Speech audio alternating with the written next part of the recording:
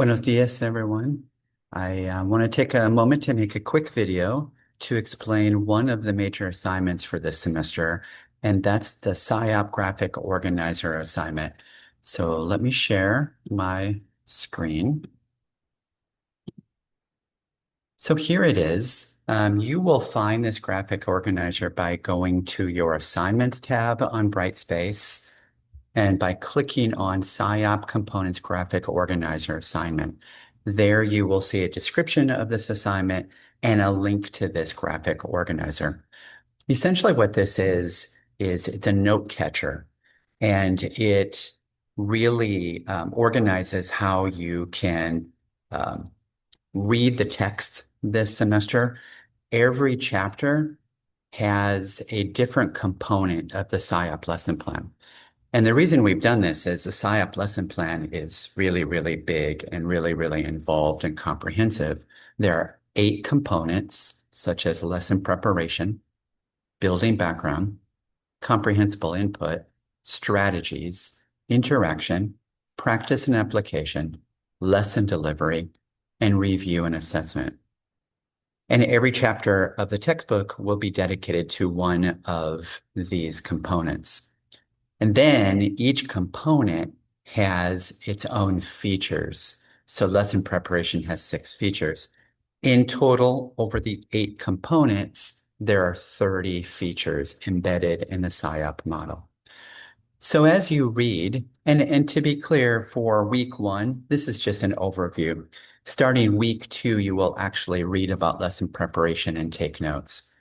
So as you're reading, on the left-hand side, please take notes about each feature. So when you're reading about content objectives clearly defined, write down some notes that help you make sense of that feature, such as write objectives in student-friendly language, provide explicit instruction, multiple practice opportunities aligned to the objective. Over on the right-hand side then, for each feature, I'd like you to try to start making connections to the significance of that component overall and specific feature to second language acquisition theories that you've learned from other courses or that you're going to read about in this course, linguistics, culture, best practices, federal requirements, policy, law, different things. So example, for content objectives, we do that because multilingual learners or active bilingual learners of English have the civil right to get the same college and career readiness expectations as their non-MLL or non-able peers. So whenever you make some kind of connection like that, try your best to cite where you got that. It could be from our textbook. It could be from a reading from another course or a video. So for example, maybe you've read about the 1974 Supreme Court Lau v. Nichols case, which is really the strongest legal policy to give civil rights to active bilingual learners of English. And you might make that connection here. So you can see as you start writing on the right-hand side, you start kind of overlapping with other features. So you might want to just make sure you're staying organized. So throughout the semester, as you read different chapters, please take notes, and this will really help you understand the SIOP model. Lastly, and I guess what I would also say is the more complete you are on the right-hand side making these connections, the easier it will be to write your final reflection paper. This is all your words, all your thoughts. So taking things from each one of these right-hand sides would be a really smart way to put together your reflection paper at the end of the semester.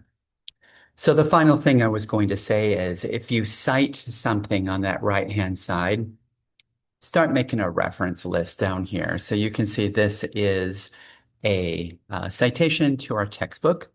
And then this is a citation to that Lau v. Nichols 1974 Supreme Court case.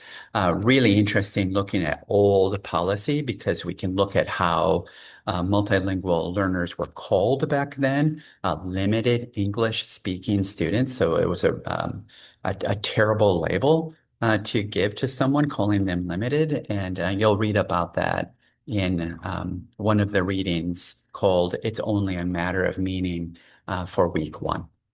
Okay, so if you have any questions about this assignment, please shoot me an email. Come to my open office hours on Mondays and Wednesdays, or at the bottom of the to-do lists for each week, there's that questions and concerns discussion forum. Click on there, write a question or a concern, and either I or a classmate of yours can respond to you. All right, bye-bye.